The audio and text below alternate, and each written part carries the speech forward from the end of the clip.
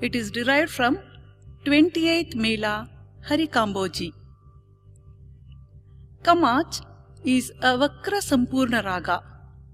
It means in the Arohanam, the Swarams are not in a consecutive order. The Swarasthanams are, besides Shedja and Panchama, Ritu, Chatushruti Rishabha, Gatri, Antara Gandhara, Mavan, Shuddha Madhyama, Dhatu, Chatushruti Devata, Neetu, Kaishiki Nishada. In this ragam, Ni3 is a foreign note. This Swarajati is composed by Chinni Krishnadasa, set to Aditalam. Pallavi of this Swarajati.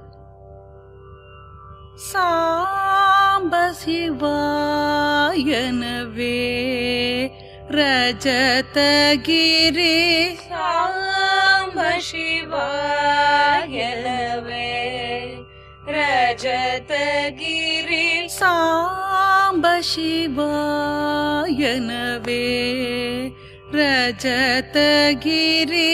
Samba Shivayanave Rajatagiri. Anupallavi. Shambhavi Manohara.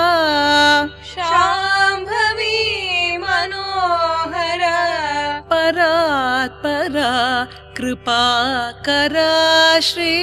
Parat para Kripakara Shri. Shambhavi Manohara.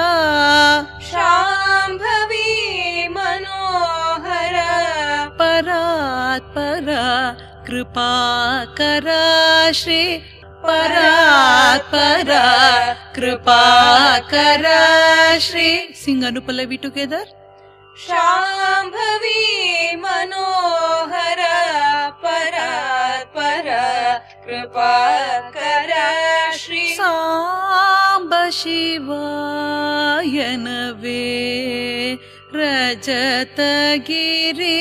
Samba Shivayanave Rajatagiri.